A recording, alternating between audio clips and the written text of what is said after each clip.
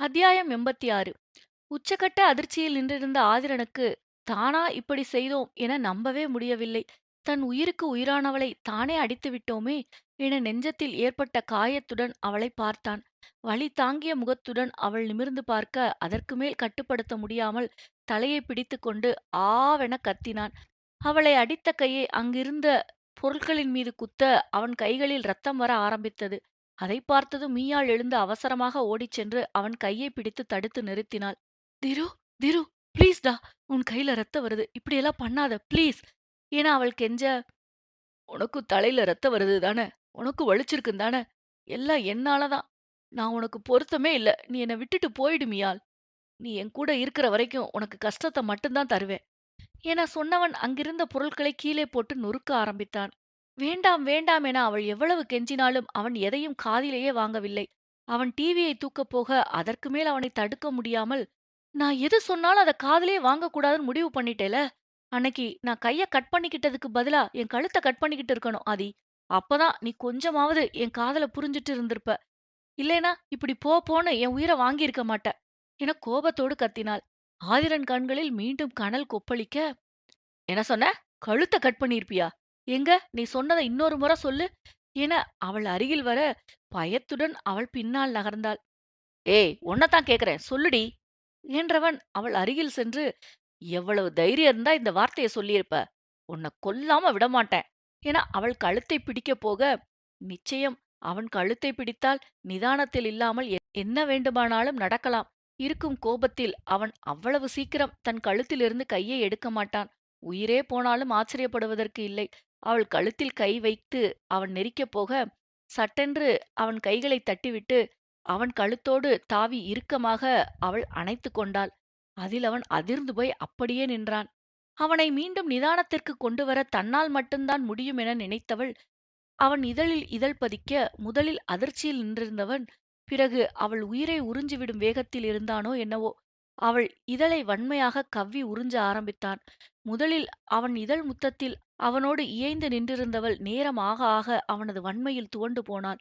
அவனை விலக்கவும் முடியவில்லை. அவனை விட்டு விலகவும் முடியவில்லை. அவனின் மூர்க்கத்தனத்தில் அவள் படாத பாடு பட்டுக் கொண்டிருக்க, எங்கே மயங்கி விழுந்து விடுவோமோ என்ற பயத்தில் அவன் தோள்களைப் பிடித்து தள்ளிக் கொண்டிருந்தாள்.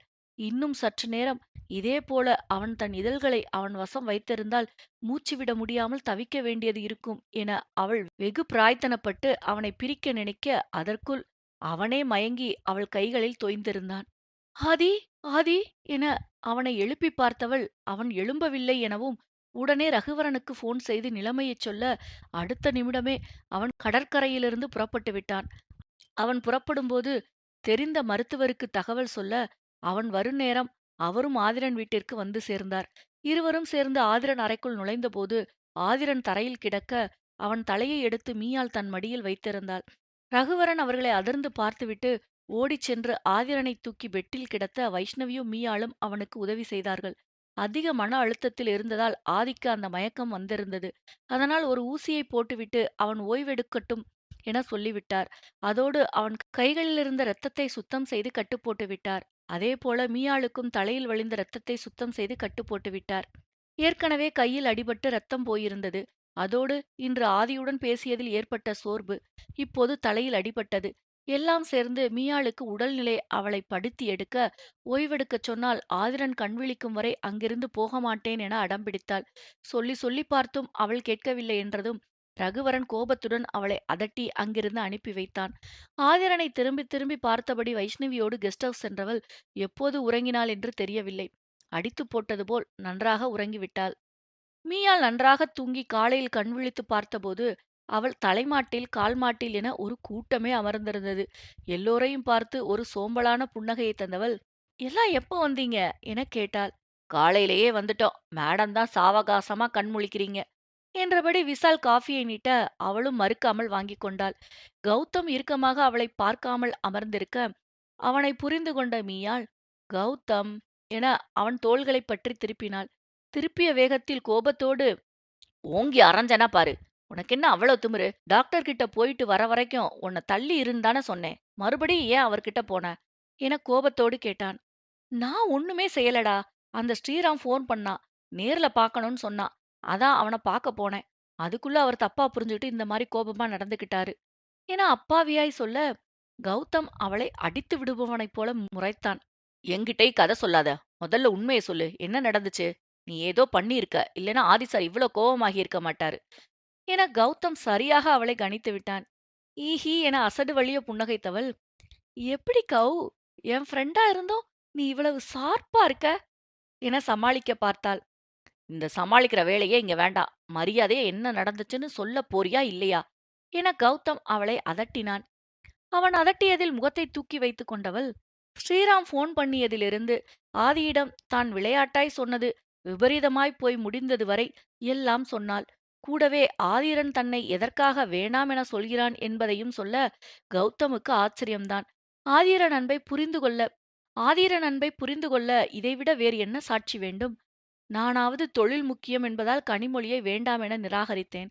ஆனால் அவரோ மீயாளின் நலனை கருத்தில் கொண்டு வேண்டாம் என மறுக்கிறார். இவரை விட சிறந்த துணையை மீயாளுக்கு எங்கும் தேடிவிட முடியாது. இத்தனைக்குப் பிறகும் தைரியமாய் அவர் மீயாளை திருமணம் செய்து கொள்ள முன்வரமாட்டார். என்ன செய்வது? என்ற யோசனையுடனே அவளிடம் கேட்டான். இதுக்குப் பிறகும் அவர் உன்னை கல்யாணம் பண்ணிக்கிறவாருன்னு நினைக்கிறியா? உனக்காக உன்னை வேண்டாம்னு சொல்றவரு நிச்சயமா சம்மதிக்க மாட்டார். என கௌதம் சொன்னான். எனக்கும் அது தெரியும்டா. அதனால தானே அந்த ஸ்ரீராம நான் யூஸ் பண்ணேன். அவர் கோபமாகி அப்படி எதுவும் பண்ணாதேன்னு சொல்லுவாருன்னு பார்த்தா, எதுக்காக என்ன வேண்டான்னு சொல்றேன்னு விளக்கம் சொல்றாரு. நான் என்ன செய்யட்டும்? என எரிச்சலோடு கேட்டாள். சரி, உனக்காக இல்லாட்டினாலும் அவர் நல்ல குணத்துக்காகவாது நாங்க உனக்கு உதவி செய்றோம். எப்படியும் அவர் மனசுல இருந்து உன்னை வேண்டாம்னு சொல்லியிருக்க மாட்டாரு. அதனால அவர் வாயால நீதான் முக்கியம்னு சொல்ல வைக்க வேண்டியது எங்க பொறுப்பு. அதுக்கு என்ன ஹெல்ப் வேணாலும் கேளு. என கௌதம் சொன்னான். அப்படின்னா உனக்கு கல்யாணத்துக்கு ஓகே தானா? இப்போதைக்கு அவரை கல்யாணம் பண்ணக்கூடாதுன்னு சொன்னியேடா? என மீயாள் ஆச்சரியமாக கேட்டாள். கல்யாணத்துக்கு ஓகேன்னு நான் எப்ப சொன்னேன்? டாக்டர் கேரண்டி குடுக்குற வரையும் அத பத்தி நீ யோசிக்கவே கூடாது. நான் சொன்னது அவர் உன்னை வேண்டாம்னு சொல்றதுக்காக மட்டும்தான். அதே மைண்ட் செட்ல இருந்து மறுபடியும் அவர் டிப்ரஷன் ஆகி சீக்கிரமா குணமாக முடியலைன்னா என்ன பண்றது? அவர் சீக்கிரமா குணமாகணும்னா நீ அவர் பக்கத்துல இருக்கணும். அவர் மனசு ஃபுல்லா உன் மேல உள்ள காதல் மட்டும்தான் இருக்கணும். அதுதான் அவரை சீக்கிரமா குணப்படுத்தும். அதுக்காக தான் சொல்றேன். என கௌதம் அழுத்தமாக சொன்னான்.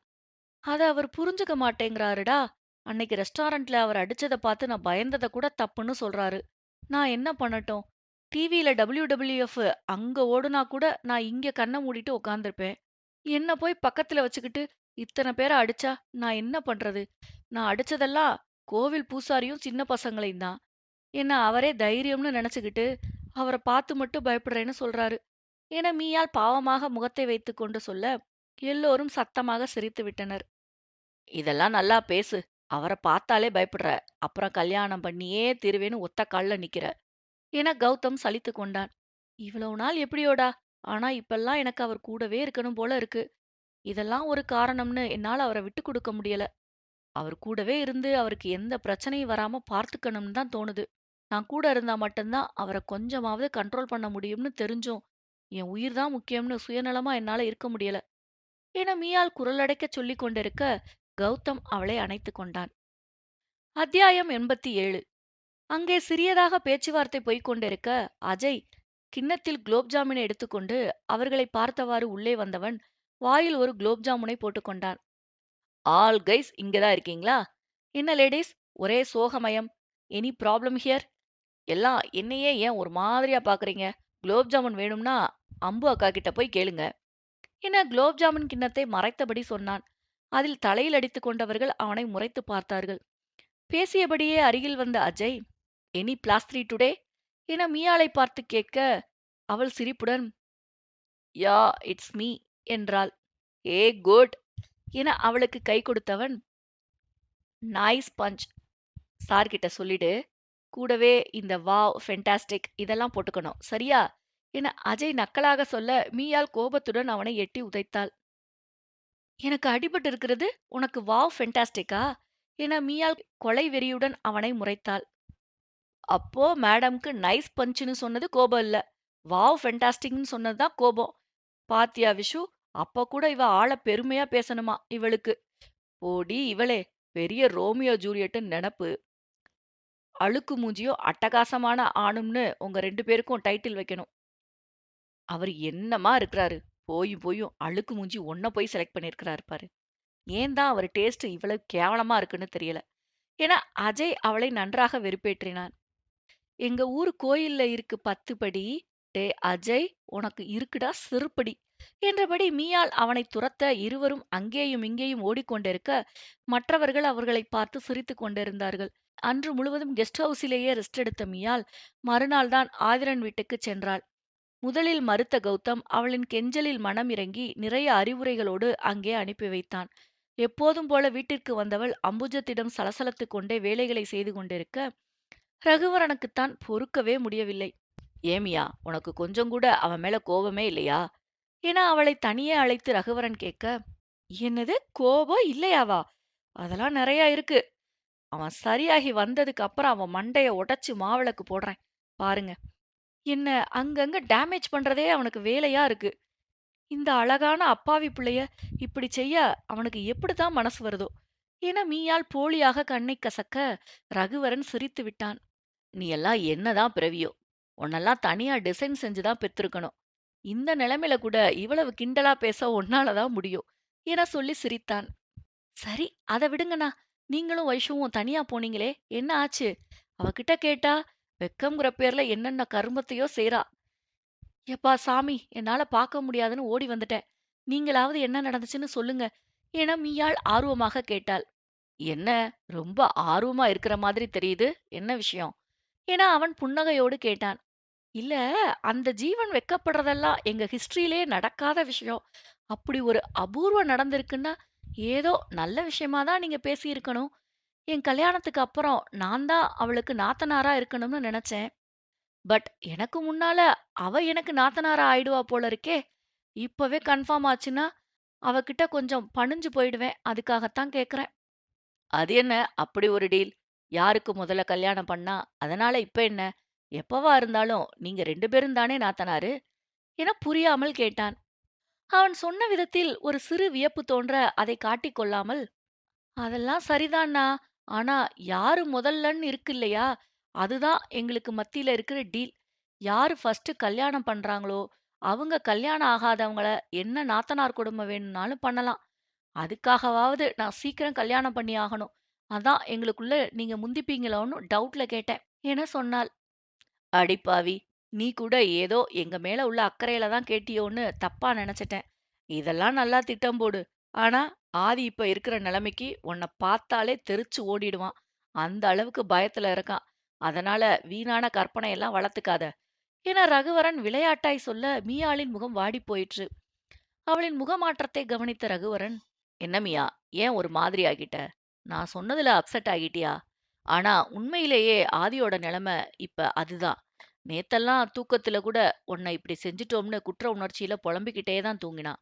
இத்தனைக்கும் பிறகு அவன்கிட்ட என்னால இந்த கல்யாணத்துக்கு ஒத்துக்க சொல்லி வற்புறுத்த முடியல. ஏன்னா நீயும் எனக்கு முக்கியம் தானே என சொன்னான்.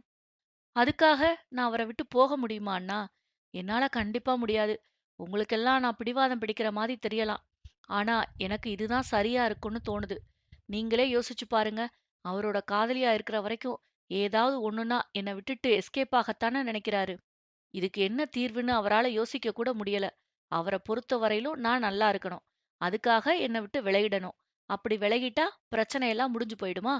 அவர் சரியாகாத வரையிலும் எந்த பிரச்சனையும் முடிவுக்கு வராது. அதுக்கு நான் அவர் கூட இருக்கணும். நான் காயப்படுறதால என்னை விட்டு அவர் தள்ளி ஓடும்போது, அவர பிடிச்சு வச்சு என்னால அவர் கூட பேச முடியாது. என் கூட பேசாம, நான் பக்கத்துல இல்லாம நிச்சயம் அவருக்கு என்ன பத்தின எண்ணம் தான் மனசுக்குள்ள ஓடிட்டே இருக்கும். இதுல அவரு ட்ரீட்மெண்ட்டுக்கு ஒழுங்கா கோஆப்பரேட் பண்ணுவாருன்னு நினைக்கிறீங்களா? அதோட எங்களுக்குள்ள கல்யாணம் நடந்தா, அவர் கூட உரிமையா இருக்கலாம். எனக்காகவே அவர் சீக்கிரம் குணமாகலாம். நான் அவர் கூடவே இருக்கேன்னு அவருக்கு நம்பிக்கை வரும்போது, நிச்சயமா அவர் இதுல இருந்து முழுசா வெளியில வர முயற்சி பண்ணுவார்.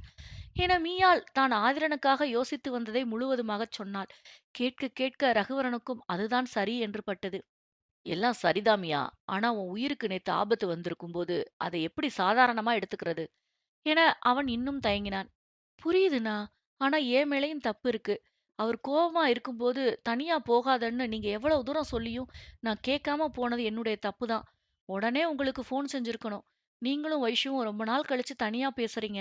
உங்கள டிஸ்டர்ப் பண்ணக்கூடாதுன்னு தான் நானே சமாளிச்சுக்கலாம்னு நெனச்சேன். இனி நான் கவனமா இருக்கேன். டாக்டர் கிட்ட ஒரு தடவ சஜஷன் கேட்டா எனக்கும் ஒரு தெளிவு கிடைக்கும்.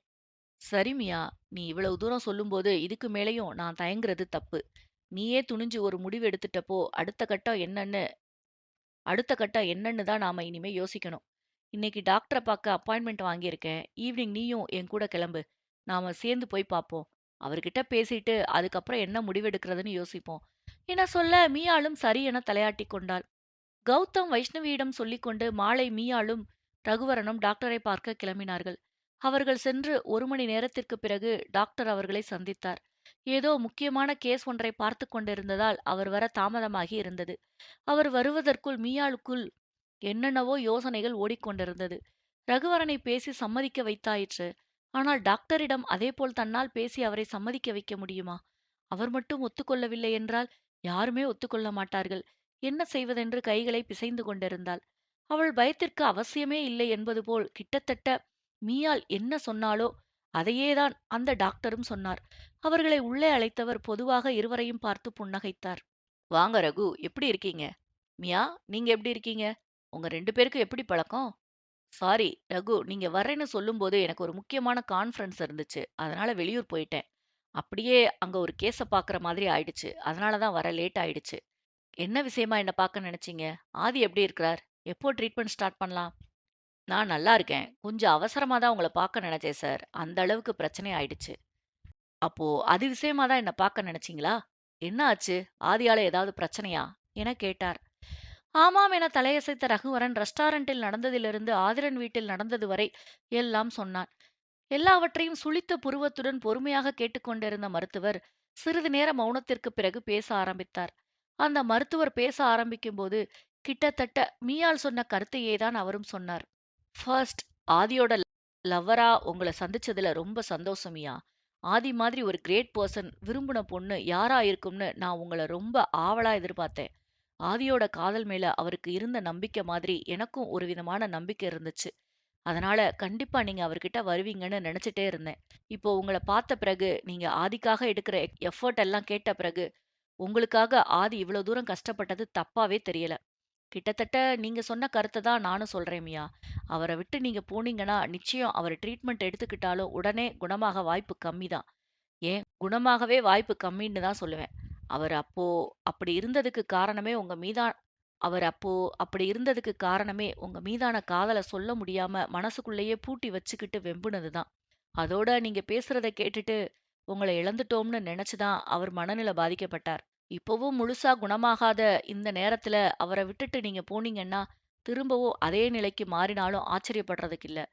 என சொல்ல மீயாளும் ரகுவரனும் அதிர்ச்சியோடு அவரை பார்த்தனர். அதே மாதிரி என்ன கேட்டா இந்த கல்யாணத்த நிறுத்த வேண்டாம்னு தான் நானும் சொல்லுவேன். மியா அவருக்கு சொந்தமாகிட்டா, அவங்களுக்காகவே நிச்சயம் அவர் ட்ரீட்மெண்ட்டுக்கு முழு ஒத்துழைப்பும் குடுப்பாரு. அதோட இவங்க அவரோட உரிமை. அதனால அவர விட்டு எங்கேயும் போக மாட்டாங்கன்னு நெனச்சு, எத பத்தியும் கவலைப்படாம அவர் மைண்ட் ரிலாக்ஸா இருக்கும். முக்கியமான இன்னொரு விஷயம், இவங்களால மட்டும் தான் அவர தடுக்க முடியுதுன்னா, கண்டிப்பா இவங்க தான் அவர் பக்கத்துல இருந்தாகணும். என சொல்ல ரகுவரன் இப்போது இடைமறித்தான். நீங்க சொல்றது சரிதான் சார். ஆனா அவனுக்கு கோபம் வந்தா யாருன்னு கூட பாக்க மாட்டேங்கிறான். ஒருவேளை இவ உயிருக்கு ஏதாவது ஆபத்து வந்துச்சுன்னா என்ன பண்றது? அதான் எங்க பயமே. என சொன்னான். நீங்க சொல்றது கரெக்ட் தான் ரகு. ஆனா அவர சரி பண்ணணும்னா கொஞ்சம் ரிஸ்க் எடுத்து தான் ஆகணும். எப்போதும் அவர் கூட யாராவது ஒருத்தர் இருக்கிற மாதிரி பாத்துக்கோங்க. என்ன கேட்டா இவங்க 2 பேரையும் தனியா விட்டாதான் அவர் கொஞ்சம் கொஞ்சமா அந்த கூட்டுக்குள்ள இருந்து வெளிய வருவாரு. உங்ககிட்ட கொடுத்த மாதிரி இவங்களுக்கும் நான் ஒரு இன்ஜெக்ஷன் தரேன். அத ரெடியா கையில வச்சுக்கோங்க. ஏதாவது ஒரு அவசரத்துல மட்டும் அத யூஸ் பண்ணுங்க. முடிஞ்சவரை அவருக்கு கோபம் வர்ற மாதிரி எதையும் செய்யாதீங்க. அடிக்கடி இங்க நான் சொல்ற டைமுக்கு எல்லாம் ட்ரீட்மெண்ட்டுக்கு கூட்டிட்டு வாங்க. மருந்து மாத்திரை எல்லாம் கரெக்ட்டா எடுத்துக்கிட்டு, தன்னை எப்போதும் அவர் தனிமையா உணராம பாத்துக்கிட்டா போதும். சீக்கிரமா எல்லாம் சரியாயிடும். என மருத்துவர் சொல்ல கேட்டுக்கொண்டிருந்த இருவருக்குமே இப்போதுதான் மனம் கொஞ்சம் நிம்மதியாய் இருந்தது. அப்புறம் எனக்கு ஒரு சந்தேகம் டாக்டர். இவ்வளவு நாள் இல்லாம மியாவ பார்த்த பிறகும் ஏன் அவனுக்கு இந்த அளவுக்கு கோபம் வருது? இப்போ மியா அவன் பக்கத்துல இருக்காதானே? நீங்க நடந்ததெல்லாம் சொன்னத வச்சு நான் சொல்றேன் ரகு. இதுவரையிலும் கோபப்பட்டதெல்லாம் மியாவுக்கு ஏதாவது ஆபத்துனா அப்போதான். இந்த முறையும் அதே போலத்தான். என்ன ஒண்ணு, அவர் கண்ணு முன்னாலேயே மியாவ காயப்படுத்த நினைச்சிருக்காங்க. அதுதான் அவரது அதீதமான கோபத்துக்கு காரணம். அவர பொறுத்தவரையிலும் மியாவுக்கு ஒண்ணுன்னா அவர் என்ன வேணும்னாலும் செய்ய துணிவாரு. அதே போல மியா அவர விட்டு விலகணுங்கிறத வார்த்தையால கூட அவர் தாங்கிக்க முடியாம தவிக்கிறாரு. இன்னும் சிறிது நேரம் மருத்துவரிடம் பேசிவிட்டு வெளியே வந்த மீயாளும் ரகுவரனும் எப்படி ஆதிரனை இந்த திருமணத்துக்கு சம்மதிக்க வைப்பது என்ற யோசனையில் இருந்தனர். என்ன சொன்னாலும், யார் சொன்னாலும் இனி அவன் இந்த திருமணத்திற்கு சம்மதிக்க மாட்டான். அவனைப் பொறுத்தவரை அவனால் மீயாளுக்கு பிரச்சனை எனும்போது அவள் இருக்கிற பக்கத்தில் கூட தலை வைத்து படுக்க மாட்டான். இதில் மருத்துவரை அழைத்துச் சொல்லச் சொன்னாலும் கூட இப்போதைக்கு அவன் மண்டையில் ஏறாது. ஏதாவது செய்து அவனை இந்த திருமணத்திற்கு சம்மதிக்க வைக்க வேண்டும் எனத் தோன்ற ஒரு பெருமூச்சுடன் இருவரும் வீடு வந்து சேர்ந்தனர். அத்தியாயம் 88. அவர்கள் நினைத்த மாதிரியே ஆதிரன் ஒருவித இறுக்கத்துடன் யாரிடமும் பேசாமல் அமைதியாகவே இருந்தான். பெரும்பாலும் அவன் அறையை விட்டு வெளியில் வருவதில்லை. அலுவலகத்துக்கு கிளம்பும்போது வெளியில் வருபவன் மீண்டும் வீட்டுக்கு வரும்போது நேரே தனது அறைக்குள் சென்று நுழைந்து கொள்வான். இதேபோல்தான் மீயாளை பிரிந்து வந்தபோது இருந்தான் என சொன்ன ரகுவரன் ஆதிரனை நினைத்து பயம் கொள்ள ஆரம்பித்தான். மருத்துவர் சொன்ன பிறகு இருவருக்கும் நடக்கும் திருமணம்தான் இந்த பிரச்சனைக்கு தீர்வு என்றால் அதை நல்ல முறையில் செய்ய வேண்டும் என எல்லோரும் நினைத்தார்கள். ஆதிரன் மனம் மாறுவதற்கு தங்களால் முடிந்த உதவியை செய்வதாகச் சொன்னவர்கள் என்ன செய்யலாம் எனவும் யோசிக்க ஆரம்பித்தார்கள். எனக்கு என்னவோ நாம என்னதான் செஞ்சாலும் அவர் அவ்வளவு சீக்கிரம் கல்யாணத்துக்கு ஒத்துக்க மாட்டாருன்னு தான் நினைக்கிறேன் என கௌதம் யோசனையோடு சொன்னான். நீங்க சொல்றது கரெக்டு தான் கௌதம். அவனை பார்க்க அமைதியா தெரிஞ்சாலும் ரொம்பவும் பிடிவாதக்காரன். பிரச்சனை வந்த புதுசுல இந்த மாதிரி ஒரு பொண்ணு உனக்கு தேவையே இல்லைன்னு மியாவை திட்டி அவளை மறந்துட்டு வேற வேலை இருந்தா பாருன்னு கோவமா சொல்லியிருக்கேன். அவன் அமைதியா இருந்தானே ஒழிய அவளை மறந்துடுறேன்னு ஒரு வார்த்தை கூட சொல்லல. அவன் காதல்லேயே அவ்வளவு பிடிவாதமா இருந்தவன். அவன் காதலியோட உயிர் சம்பந்தப்பட்ட விஷயத்துல பிடிவாதமா இருக்க மாட்டானா? இவங்க கல்யாணம் நடக்கணும்னா நாம வேற ஏதாவது குறுக்கு வழியத்தான் கண்டுபிடிக்கணும் என ரகுவரனும் கௌதம் சொன்னதை ஆமோதித்தான். குறுக்கு வழியா? அதெல்லாம் நம்ம மியாவுக்கு சுஜூபி மாதிரி. நீங்க இதெல்லாம் முதலையே சொல்லியிருக்கணும் என அஜய் தேவையில்லாமல் ஆஜராக மீயாள் அவனை திரும்பி பார்த்த பார்வையில் கப்சிப்பானான். அண்ணா, என்னோட யோசனை என்னன்னா, சர்வாவுக்கு 60ஆம் கல்யாணம் நடக்கும்போது அதை சாக்கா வச்சு எனக்கும் ஸ்ரீராமுக்கும் கல்யாணங்கிற மாதிரி கொஞ்சம் பில்டப் பண்ணுவோம். 1000 தான் அவர் காரணம் சொன்னாலும் என்ன வேற ஒருத்தனுக்கு விட்டு கொடுக்க அவருக்கு மனசு இருக்காது. எப்படியும் என்ன தேடி வருவாரு. அப்ப அப்படியே அந்த கோயில்ல அவரை பிடிச்சு வச்சு எங்களுக்கு கல்யாணம் பண்ணிட வேண்டியதுதான் என மீயாள் தன் யோசனையைச் சொன்னாள். அஜய் அவளை கேவலமாக ஒரு பார்வை பார்த்து, நான் கூட கொஞ்சம் டீசென்ட்டா சொன்னேன். இது என்னன்னா மாப்பிளைய தூக்க பிளான் பண்ணுது. இதுல நான் சொன்னதுக்கு என்ன திரும்பி ஒரு மொறப்பு வேற வேண்டியிருக்கு இதுக்கு. எல்லாம் என் நேரம் என முணுமுணுத்தான். நீ சொல்றதெல்லாம் சரிதாமியா. ஆனா அவரு வருவாருன்னு என்ன கேரண்டி இருக்கு? நம்ம எல்லா ஏற்பாட்டையும் செஞ்சதுக்கு அப்புறமா அவர் வரலனா பிரச்சனையா போயிடாதா என கௌதம் கேட்டான். அது 2வது பிரச்சனை கௌதம். நம்ம சங்கிமாவுக்கு மட்டும் விஷயம் தெரிஞ்சா அவங்க கிட்ட நம்ம என்ன சொல்லி சமாளிக்கிறது? அதுவும் சங்கி இந்த விஷயத்துல ரொம்ப டெரரா இருக்கு. இன்னும் ஆதி சார் கூட சரியா பேசக்கூட இல்ல. இந்த நிலைமையில இப்படி கல்யாணம் பண்ண போறோம்னு சொன்னா நிச்சயம் சங்கி ஒத்துக்காது என வைஷ்ணவி சொன்னாள்.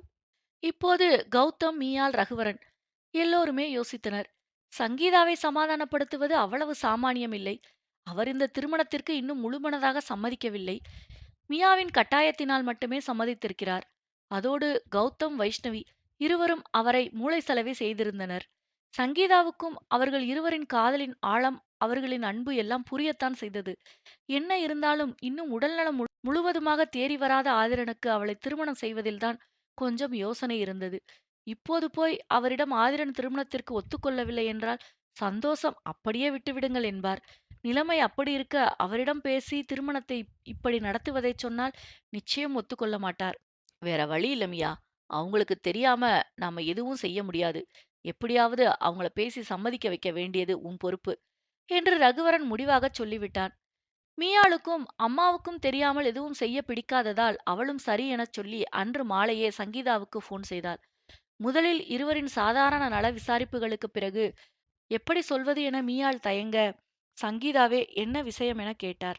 எப்படிம்மா நான் விஷயத்தோட தான் போன் பண்றேன்னு கண்டுபிடிச்ச என மீயாள் ஆச்சரியமாக கேட்டாள்.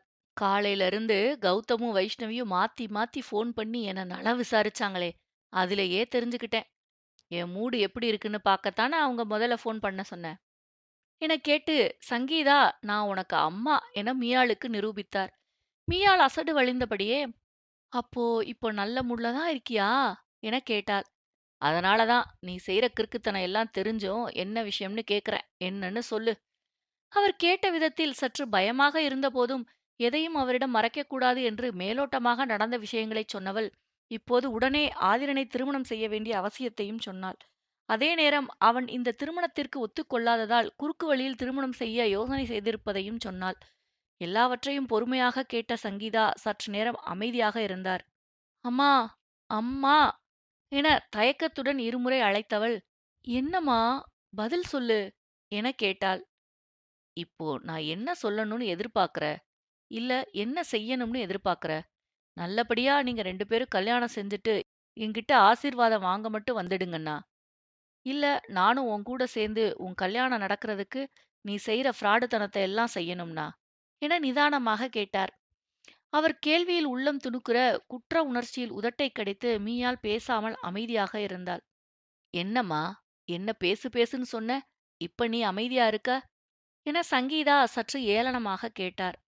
அம்மா, இதுக்கு என்ன பதில் சொல்றதுன்னு எனக்கு தெரியல. ஆனா உங்களுக்கு கண்டிப்பா தெரியும். நீங்க சொன்ன 2யும் நான் உங்கள செய்ய வைக்க மாட்டேன். இப்போ இத விட்டா அவன கல்யாணம் பண்ணிக்கிறதுக்கு எனக்கு வேற வழி தெரியலையம்மா. நான் என்ன பண்றது? இதெல்லாம் எதுக்காக? அவன நான் காதலிக்கிறேம்மா. அவனுக்காக நான் இதெல்லாம் செஞ்சுதான் ஆகணும். அப்படி உனக்கு காதல் முக்கியமா போயிடுச்சாமியா? என சங்கீதா ஆதங்கமாக கேட்டார். அவர் கேள்வியில் அவளுக்கு எதிலோ அடி வாங்கியதைப் போன்று இருந்தது. அவர் கேட்பதும் சரிதானே. என் காதலுக்காக அவரையும் சேர்த்து கஷ்டப்படுத்துகிறேனோ என்று தோன்றிவிட ஒரு நிமிடம் மௌனமாக இருந்தவள், அவர் சம்மதிக்காமல் இது எதையும் தொடரக்கூடாது என்ற திடமான முடிவெடுத்தாள். என் காதல் முக்கியம்தாம்மா. அதை விட அவர் உயிர் முக்கியம். அதுக்காகத்தான் இந்த கல்யாணம் முக்கியம்னு நினைச்சேன். மத்தபடி உங்க விருப்பத்துக்கு எதிரா எனக்கு எதுவுமே முக்கியம் இல்லம்மா. அது உங்களுக்கும் தெரியும். ரோட்ல ஒருத்தருக்கு ஆக்சிடென்ட் ஆனப்போ அன்னைக்கு எனக்கு இருந்த முக்கியமான இன்டர்வியூ கூட விட்டுட்டு அவரை ஹாஸ்பிட்டல்ல சேர்த்து ரத்தம் கொடுத்து என்கிட்ட இருந்த மொத்த பணத்தையும் கட்டி அட்மிஷன் போட்டு அவங்க வீட்டாளுங்க வர வரையிலும் அவங்களுக்காக காத்திருந்தேன். ரோட்ல முன்ன பின்ன தெரியாத ஏதோ ஒரு உயிருக்காக நான் ரொம்ப ஆசைப்பட்ட வேலைய கூட தியாகம் செஞ்சிருக்கேன். ஏன் தெரியுமா? நம்ம அப்பாவ இப்படி யாராவது ஒருத்தர் காப்பாத்தி இருந்தா நம்ம 2 பேரும் அவரை நினைச்சு இன்னிக்கும் ஏங்கிக்கிட்டு இருந்திருக்க மாட்டோம். அதனாலதான் ரோட்ல போன யாரோ ஒருத்தருக்கே நான் அப்படி செய்யும்போது, இவன் என் உயிர்மா. இவனை எப்படி நான் அப்படியே விட முடியும்? உங்களப் போலவே அப்பாவை இழந்துட்டு கடைசி வரையிலும் தவிக்க என்னால முடியாதும்மா. என்னை யாருன்னு தெரியாதப்பவே என்ன மனசுல நினைச்சு பைத்தியம் ஆனவன் இவன். இப்போ நாங்க 2 பேரும் உயிருக்கு உயிரா காதலிச்சு கல்யாணம் வரையிலும் போனதுக்கு அப்புறம் என்ன பிரியறான்னா, இதுக்கப்புறம் அவனுக்கு என்ன வேணும்னாலும் ஆகலாம். அத தாங்கிக்கிற சக்தி எனக்கு இல்ல. எந்த விஷயத்திலயும் நான் உங்கள கட்டாயப்படுத்த முடியாதும்மா. ஆனா, நான் என் காதலுக்காக மட்டும் இத செய்றேன்னு நீங்க நினைக்கலாம். அதனால தான் என் மனசுல இருக்கிறத சொன்னேன். மத்தபடி உங்கள மீறி நான் எதுவும் செய்ய மாட்டேன். நீங்க எனக்கு அவ்வளவு முக்கியம். நீங்க எப்போ சம்மதிக்கிறீங்களோ, அப்பவே மேற்கொண்டு என்ன செய்றதுன்னு முடிவெடுக்கலாம். என மீயாள் தெளிவாக தன் மனதில் இருந்ததை எல்லாவற்றையும் கொட்டிவிட, சங்கீதாவுக்கு ஒரு பக்கம் நிம்மதியாகவும், ஒரு பக்கம் ஆச்சரியமாகவும் இருந்தது. தன் மகள் தன்னை மீறி எந்த முடிவையும் எடுக்க மாட்டாள் என நினைத்து நிம்மதியாகவும், இன்னொரு பக்கம் இருவரும் ஒருவர் மேல் ஒருவர் வைத்திருந்த காதலை தெரிந்து கொண்டபோது ஆச்சரியமாகவும் இருந்தது. அவள் சொன்னது போல் ஆதிரனுக்கு என்ன வேண்டுமானாலும் நடக்கலாம். நான் என் கணவரை பிரிந்து துன்பப்பட்டது போல மீயாளும் துன்பப்படக்கூடாது. அந்த ஒரே ஒரு வார்த்தையில் ஆதிரனை அவள் எந்த இடத்தில் வைத்திருக்கிறாள் என்பது புரிந்துவிட, அதற்கு மேல் யோசிப்பது தவறு என நினைத்துக் கொண்டார். ஏ அப்பாடி! என் பொண்ணு இவ்வளவு நீளமா தெளிவா பேசிட்டாளே! எப்பவும் படபடன்னு பட்டாசு மாதிரி வார்த்தைக்கு வார்த்தை பேசுவா. இந்த மாதிரி தெளிவா புத்திசாலித்தனமா பேசி இப்பதான் கேட்கிறேன் என சங்கீதா சிரித்தார். அம்மா, என்னம்மா என மீயாள் சினுங்கினாள். என்னம்மா, வெக்கப்படுறியா? ஐயையோ, என் பொண்ணு வெக்கப்படுறாளே. இந்த கண்கொள்ளா காட்சிய பார்க்க நான் நேர்ல இல்லாம போயிட்டேனே என மேலும் கிண்டல் செய்தார்.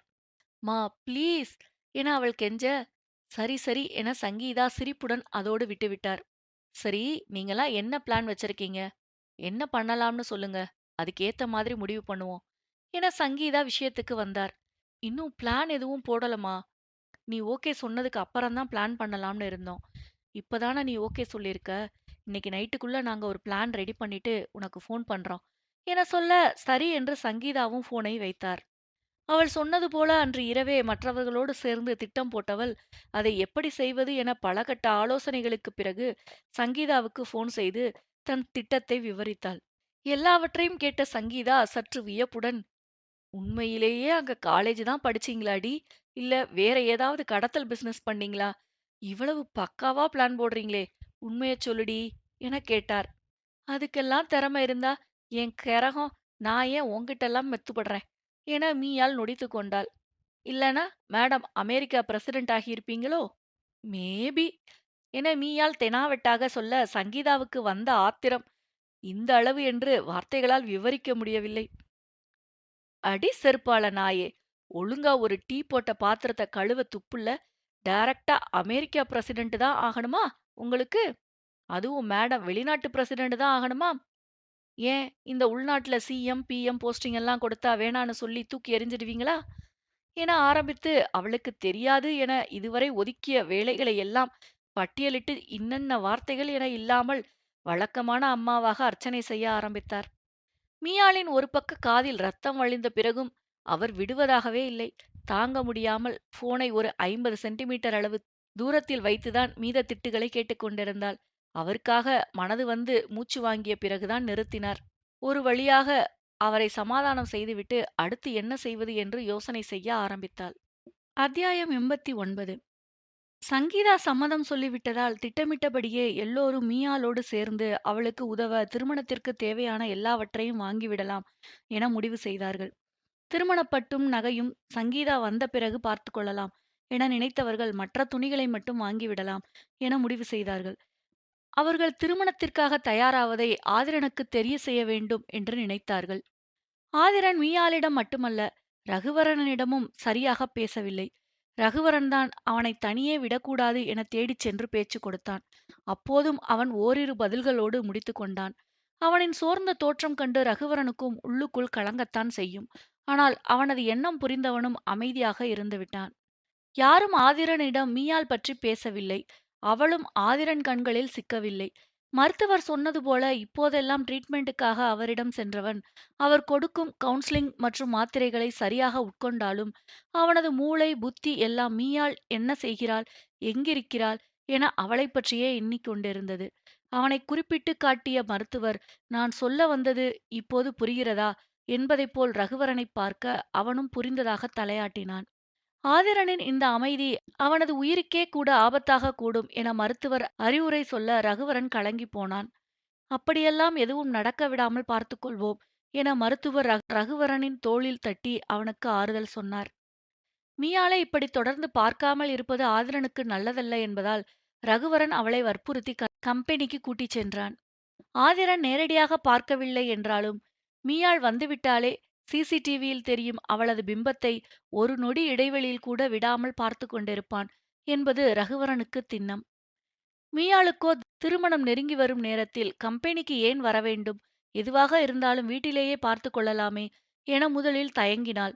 பிறகு ஆதிரன் அறையை விட்டு வெளியிலேயே வராததால் இந்த ஒரு வழிதான் இருப்பதாக கூறி ரகுவரன் அவளை அழைத்துச் சென்றான். மீயாள் அங்கே சென்று எப்போதும் போல வேலை செய்யாமல் எல்லாரையும் அரட்டி மிரட்டி வேலை வாங்கிக் கொண்டிருந்தாள். அதிலும் அஜயை விட்டு வைப்பதில்லை என்ற முடிவில் இருந்தது போல் குடோனில் வேலை செய்ய வைத்தாள். "உன்னை தெரியாம கிண்டல் செஞ்சிட்டேன்டி, என்ன மன்னிச்சு விட்டுடுடி" என அவன் கதறியும் அவள் அதை காதிலேயே வாங்கவில்லை. "என்னையா அழுக்கு மூஞ்சின்னு சொல்ற? இங்கிருந்து போறதுக்குள்ள உன் மூஞ்ச பிஞ்ச மூஞ்சியா மாத்தி காட்டுறேன்டா" என மீயாள் சவால் விட்டாள். "ஆதி சார், உங்களுக்கு கண்ணு இல்லையா? இந்த அநியாயத்தை எல்லாம் தட்டி கேட்க மாட்டீங்களா?" என அஜய் கதறிக் கொண்டிருந்தான்.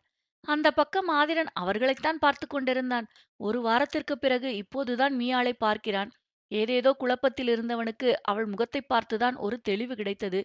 இவளைப் பிரிவது மட்டுமில்லை, இவளைப் பார்க்காமல் இருப்பது கூட தனக்கு சாத்தியமில்லாத ஒன்று. ரகுவரன் வந்து நின்ற பிறகும் கூட கண்ணை எடுக்காமல் கணினித் திரையையே ஆதிரன் வெறித்துக் கொண்டிருக்க, அவனைப் பார்க்க பாவமாகக் கூட இருந்தது. என்ன சொன்னாலும் தன்னை மீயாள் இன்று விடப்போவதில்லை என உணர்ந்து கொண்ட அஜய், திடீரென்று தோன்றிய எண்ணத்துடன் ஏதாவது ஒரு சோக ஸ்டோரியை எடுத்து விடலாம் என நினைத்தான். அதில் பாவப்பட்டு தன்னை விடுவித்து விடுவாள் என நினைத்தவன், சின்ன வயதிலிருந்து தான் கஷ்டப்பட்ட கதையை பக்கம் பக்கமாக சொல்லிக் கொண்டிருந்தான். அதுவரை அவனை கொஞ்ச நேரம் வாட்டிய பிறகு விட்டுவிடலாம் என நினைத்த மீயாள் உச்சக்கட்ட கோபத்துடன் அவனைப் பார்த்தாள்.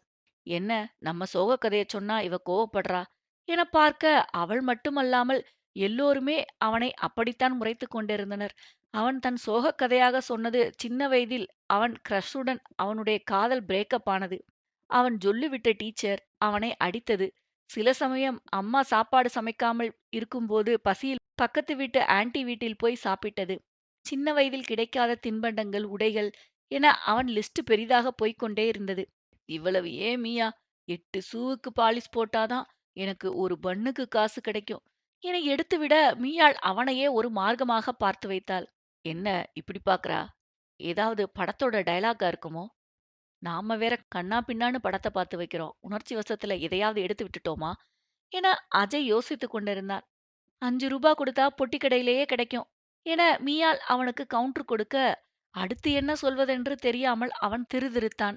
போன வாரம் டிவியில கேஜிஎஃப் படம் பாத்தியா? நானும் பார்த்தேன். என்கிட்டயே உன் டகால்ட்டி வேலைய காட்டுற பாரு. போனா போயிட்டு போதுன்னு உன்னை 1 மணி நேரத்துல விட்டுடலாம்னு நினைச்சேன். இன்னைக்கு ஃபுல்லா உனக்கு இந்த வேலை தாண்டா என மீயாள் அவனை முறைத்தாள். மதிய இடைவெளியில் வைஷ்ணவி அஜய்க்கு ஆறுதல் சொல்வது போல, சரி விடுடா. அந்த வெள்ள பிசாச பத்தி தான் உனக்கு தெரியுமே. நீ ஏன் கவலைப்படுற? இன்னைக்கு எப்படியாவது பல்ல கடிச்சு ஓட்டிடு. நாளைக்கு அவள நாம கவனிச்சுப்போம். எப்படியும் ஏதாவது ஹெல்ப்ன்னு நம்மகிட்ட வருவாள்ல. அப்ப நம்ம வச்சு செய்வோண்டா.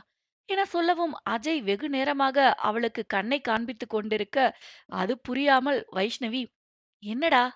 என்றாள். அடி வெண்ண மவளே! எவ்வளவு நேரண்டி உனக்கு கண்ண காட்டுறேன். தெளிவா சொன்னாத்தான் உனக்கு புரியுமோ? பின்னால திரும்பி பாரு. எல்லாருக்கு தேடி வந்து தான் ஆப்பு வப்பாங்க. நீ மட்டும்தான் நீயா தேடி போய் ஆப்புல உட்கார்ற என அஜய் நமட்டுச் சிரிப்புடன் சொன்னான்.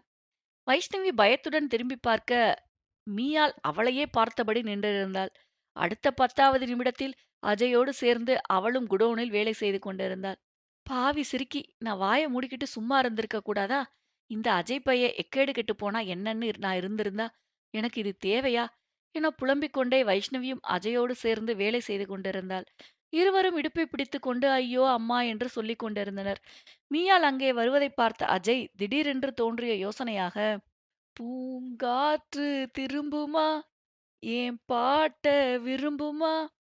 பாராட்ட மடியில் வச்சு தாலாட்ட எனக்கொரு தாய்மடி கிடைக்குமா? பூங்காட்டு திரும்புமா? ஏன் பாட்ட விரும்புமா? என பாடியபடி மீயாளை பார்த்தான். எப்படியாவது தன் பாட்டு பாடும் திறமையை பயன்படுத்தி இந்த வேலையிலிருந்து தப்பித்துக் கொள்ளலாம் என சோகத்தோடு மீயாளை பார்த்து பாடினான். ஆனால் அவன் செய்த ஒரே தவறு அங்கு ஒரு மல்டி டேலண்ட் பர்சன் இருப்பதை மறந்து போனதுதான். அஜய் பாட ஆரம்பித்ததுமே வைஷ்ணவி முகத்தில் ஒருவித பிரகாசம் வந்துவிட, தானும் அவனுக்கு எசப்பாட்டு பாட ஆரம்பித்தாள். ராசாவே வருத்தமா? குக்கூ குக்கூ. ராசாவே வருத்தமா? ஆகாயம் சுருங்குமா? ஏங்காதே, அத உலகம் தாங்காதே. அடுக்குமா? சூரியன் கருக்குமா? என வைஷ்ணவியும் தனக்குள் தூங்கிய பாடகி எனும் சிங்கத்தை தட்டி எழுப்பினாள். யாத்தே! இவள வேற கிளப்பி விட்டுட்டோமே! நாம பாடுறதே கர்ண கொடூரமா இருக்கு. இதுல இவ வேறயா? சரி, மீயா கடுப்பாகி தண்டனை கொடுத்தா இவளையும் கோர்த்து விட்டுடுவோம் என அஜய் நிம்மதி பெருமூச்சு விட்டுக்கொண்டான். என்ன சொல்லுவேன் என் உள்ளம் தாங்கல, மெத்த வாங்கினேன் தூக்கத்த வாங்கல என அஜயும் இப்போது உற்சாகமாக பாட ஆரம்பித்தான். இந்த வேதனை யாருக்குத்தான் இல்ல, உன்னை மீறவே ஊருக்குள் ஆள் இல்ல. வைஷ்ணவி, ஏதோ என் பாட்டுக்கு நான் பாட்டு பாடி சொல்லாத சோகத்தை சொன்னேனடி. அஜய், சொகராக சோகந்தானே கூ, சொகராக சோகந்தானே. வைஷ்ணவி, யாரது போறது? அஜய், குயில் பாடலாம் தன் முகம் காட்டுமா? வைஷ்ணவி, பூங்காற்று திரும்புமா? ஏன் பாட்ட விரும்புமா? பாராட்ட மடியில் வச்சு தாலாட்ட எனக்கொரு தாய்மடி கிடைக்குமா? அஜய், அவர்கள் பாடும்போது அங்கு வந்துவிட்ட நண்பர்கள் அனைவருமே கஷ்டப்பட்டு பல்லை கடித்து சிரிப்பை அடக்கிக் கொண்டிருந்தனர்.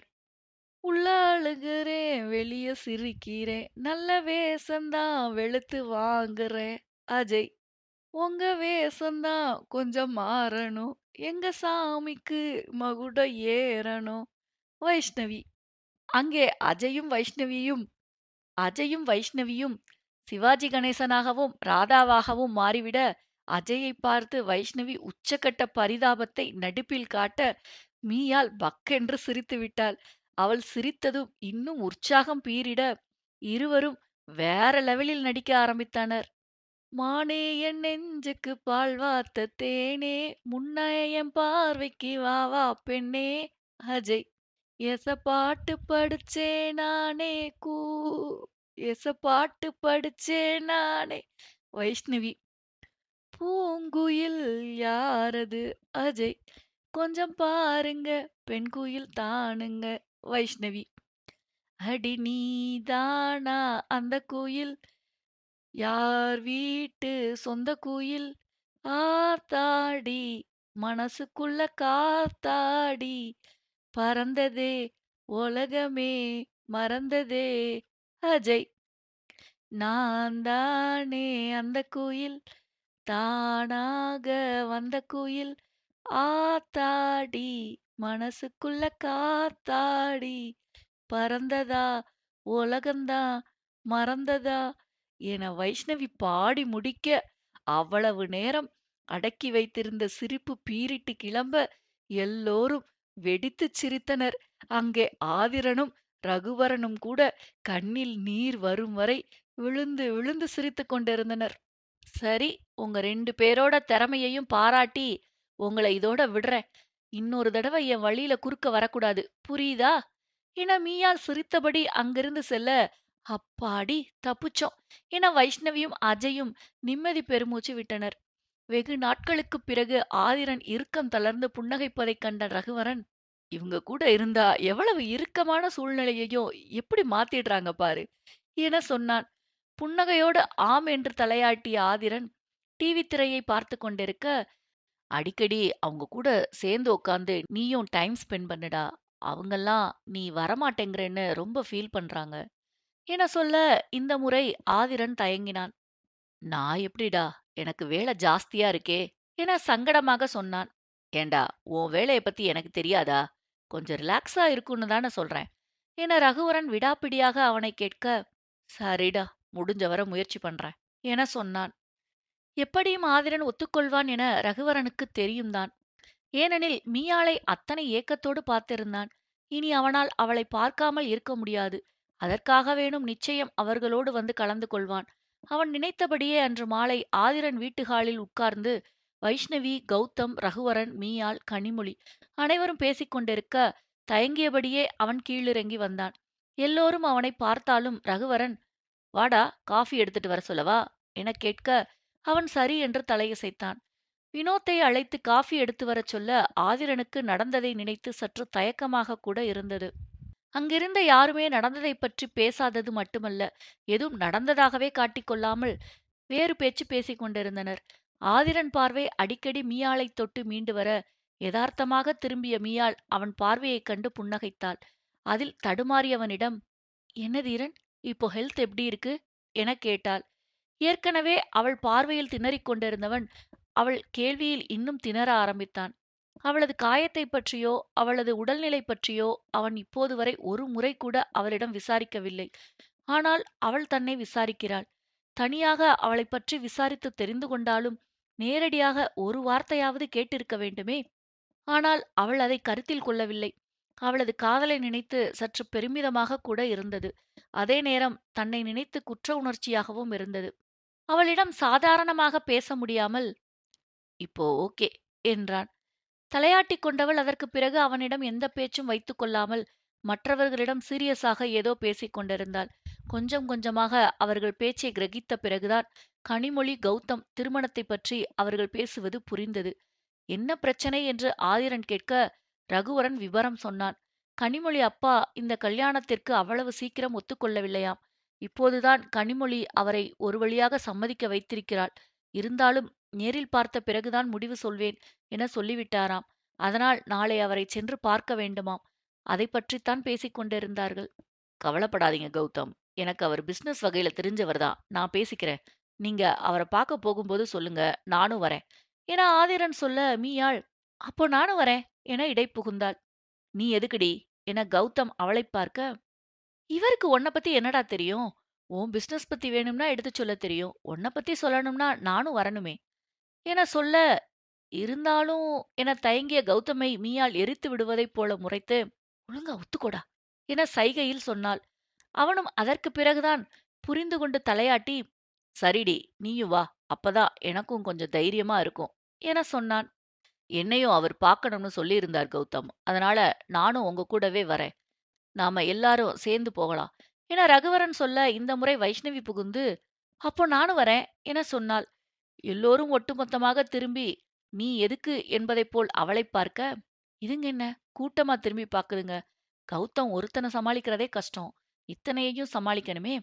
என அவள் எல்லோரையும் மாறி மாறி பார்க்க, தனக்குள் புன்னகைத்துக் கொண்ட ரகுவரன், "சரி, எல்லாரும் போறோம். அவ மட்டும் இங்கிருந்து என்ன பண்ணப் போறா? அவளையும் அழைச்சிட்டு போகலாம்" என சொல்ல வைஷ்ணவி முகம் பிரகாசமானது. இப்போது எல்லோரது பார்வையும் ரகுவரன் மீது விழுந்தது. "என்னடா, என்ன மாறி மாறி பாக்குறீங்க?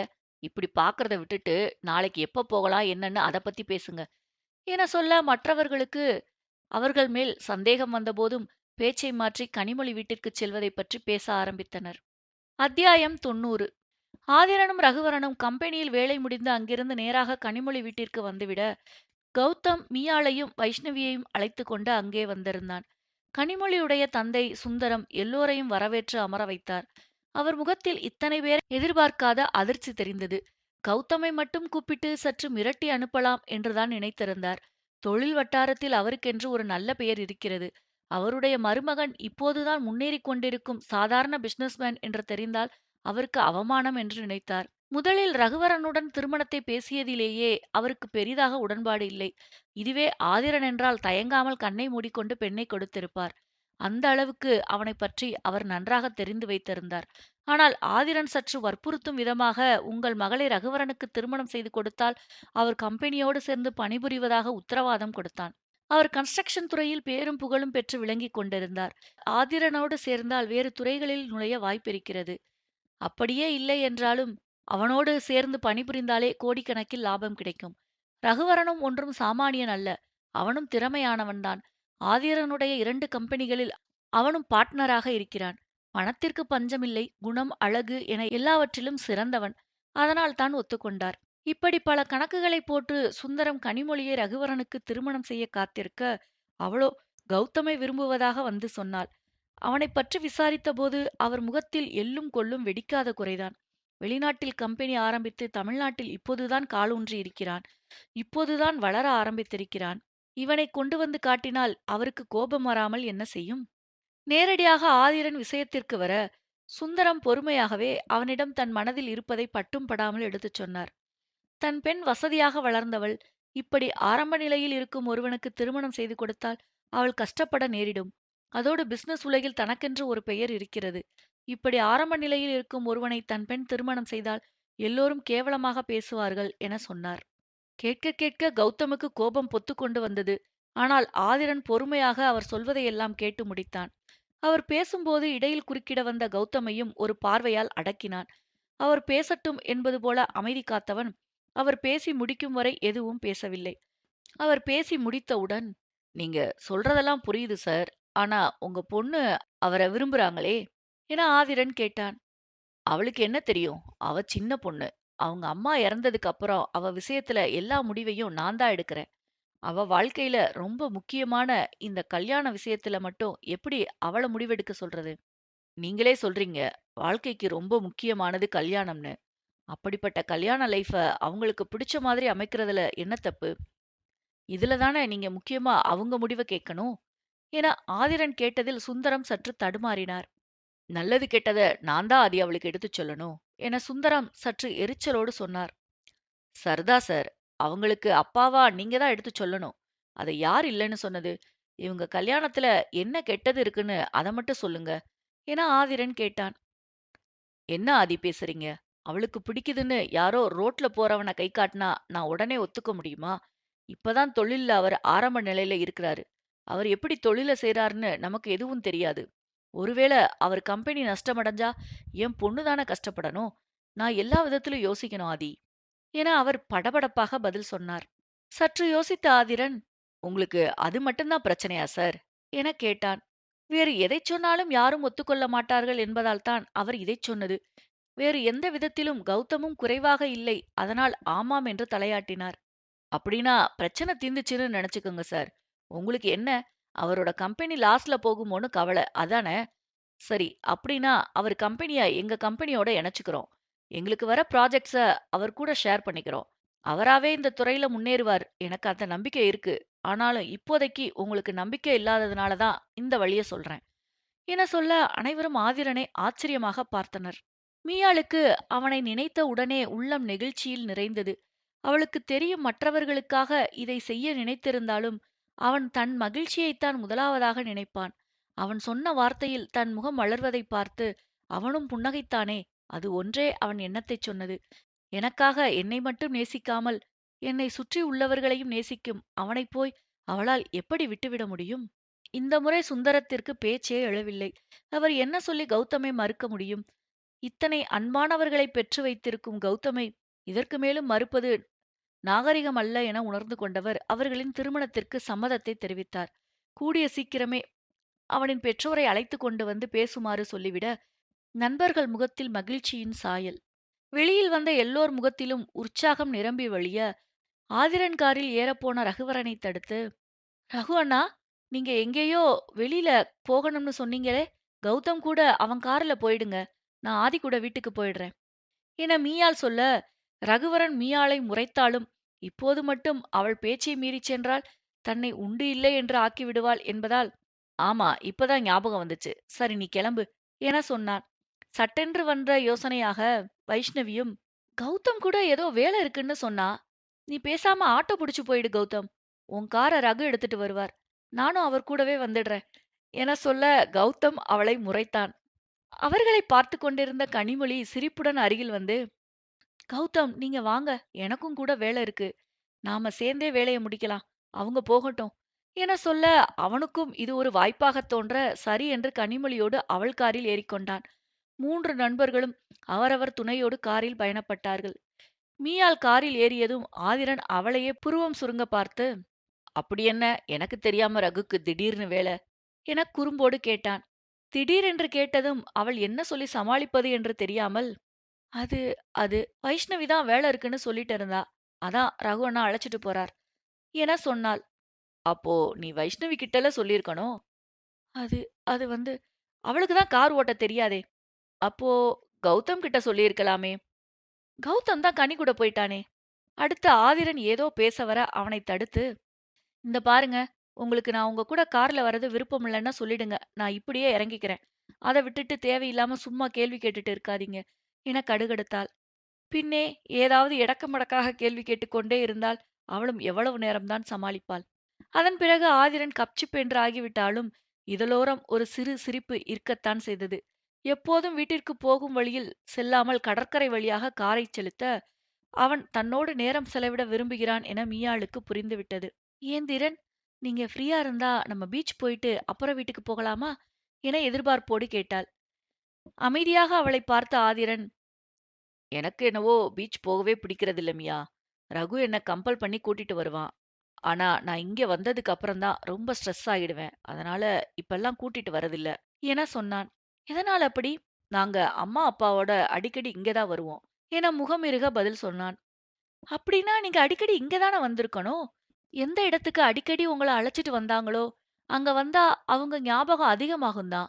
ஆனா அத நினைச்சு கவலைப்படக்கூடாது. அவங்க கூட நீங்க சந்தோஷமா கழிச்ச ஞாபகங்கள அசைபோடலாம் இல்லையா? அது உங்களுக்கு உற்சாகமா இருக்கும். தேவையில்லாத கண்டதையும் யோசிக்காம, அவங்கள பத்தின இனிமையான நிகழ்வுகள மட்டும் யோசிச்சு பழகுங்க. அப்படி இருந்தா உங்களுக்கு இந்த அளவு டிப்ரஷன் ஆகாது" என சொன்னாள். அவன் சிறிது யோசனைக்குப் பிறகு கடற்கரையோரமாக காரை நிறுத்த அவள் இறங்கிக் கொண்டாள். அவன் அமைதியாக கரையோரமாக நிற்க அவள் அலைகளில் விளையாட ஆரம்பித்தாள். அவளது குழந்தைத்தனத்தை ரசித்தபடி அவளையே பார்த்து கொண்டிருந்தவனுக்கு மனம் லேசானது போல் தோன்றியது. வெகுநேரம் விளையாடிக் களைத்தவள் அவனது அருகில் வந்து அவனையும் அவளோடு அழைக்க முதலில் மறுத்தவன் அவளது பிடிவாதத்தால் ஓரிரு நிமிடங்கள் மட்டும் விளையாடினான். அவளுக்கு அதுவே போதுமானதாக இருந்தது. ரொம்பவும் கட்டாயப்படுத்தாமல் இயல்பாக அவனைப் பொருந்தச் செய்ய வேண்டும் என நினைத்துக் கொண்டாள். உடை காய்ந்ததும் ஐஸ்கிரீம் வாங்கிக் கொண்டு இருவரும் காரில் சென்று ஏறிக்கொள்ள மீயாள் ஐஸ்கிரீமை ரசித்து சுவைக்க ஆரம்பித்தாள். அவளையே பார்த்திருந்தவன் கண்களில் நிறைவுடன், சந்தோஷமா? எனக் கேட்டான். எத கேக்குறீங்க? பீச்சுல விளையாடியத பத்தி தான் கேட்டேன். வேற எத பத்தி கேட்பேன்னு நெனச்ச? எனப் புன்னகைத்தான். வேறென்ன? கௌதம் கல்யாணத்துக்கு ஓகே வாங்கி குடுத்தீங்களே! அத பத்தி தான் கேக்குறீங்கன்னு நெனச்சேன். எனக்கு அதுலயும் சந்தோஷம், இதுலயும் ரொம்ப சந்தோஷம். எனக் கைகளை விரித்துச் சொல்ல, அவளையே ஆசையுடன் பார்த்திருந்தான். அவன் அப்படிப் பார்த்ததும் முகம் சிவந்த மீயால், என்ன எனும் விதமாக புருவத்தை உயர்த்திக் கேட்டாள். அவள் இதழோரம் இருந்த ஐஸ்கிரீம் மிச்சத்தைத் துடைத்து விட்டவன், "எனக்குத் தெரியும்" என்றான். எப்போதும் அவன் இப்படி சொல்வதுதான். ஆனால் இந்த முறை கேட்டபோது புதிதாக இருந்தது.